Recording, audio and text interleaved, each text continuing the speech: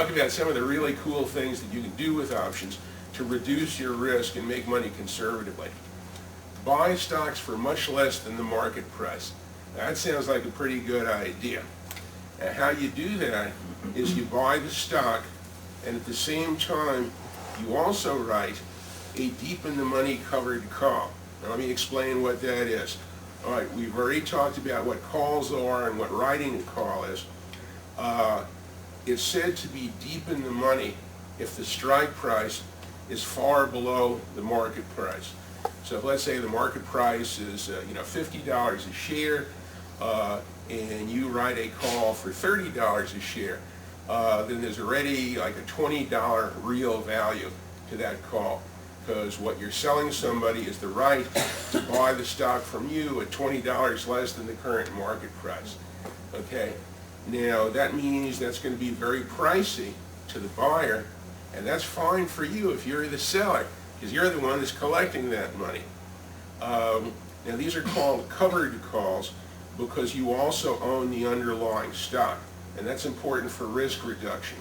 If you write a call, if you sell somebody else the right to buy a stock from you at a fixed price, you want to already have that stock in your portfolio, so that if the person that bought the call from you exercises the call, you can just sell them the stock that you've already got. Otherwise, you'd be obligated to go out on the open market and buy that stock at whatever price it was currently trading at, which would be a huge risk to you. But by using covered calls, you keep that risk to a minimum. You know in advance exactly what your cost is for the stock, and you're selling somebody the right to buy it.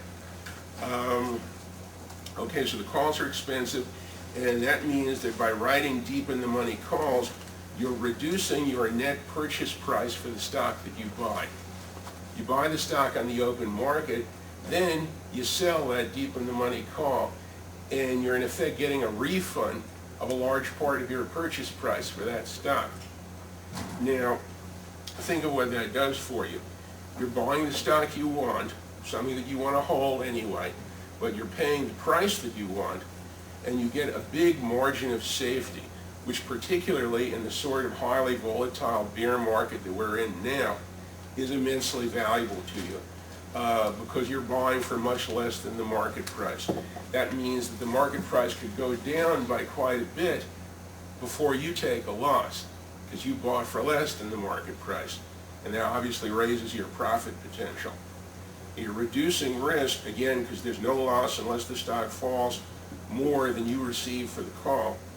And if the call happens to expire, without being used by the person you sold it to, great, then you get to keep the money they paid you, and you can do it again. You can sell another call after that, and another, as long as you want to hold on to that stock. And in fact, what many people do is they actually can make a regular income out of writing covered calls like this. You can do it time after time. If the call is exercised, your profit is the strike price. That's what you have to sell it for, less your net cost. Example, DLX, that's the Deluxe Corporation. If you look at the fine print on any checks that you have, the Deluxe company makes most of the checks used in the United States and other financial forms. They print stock certificates, financial paper of all kinds. It's actually a pretty big and stable company. Now their stock closed at $19.67 per share on April 1st, and taking a look at calls, a January 2009 $10 call, that means a call with a strike price of $10 that would expire in January of 2009, that was asking $10.20 per share. Oh, and I should mention that options are always traded in contracts of 100 shares. So when you see $10.20 per share, it's actually $1,020, because that contract is going to be good for 100 shares.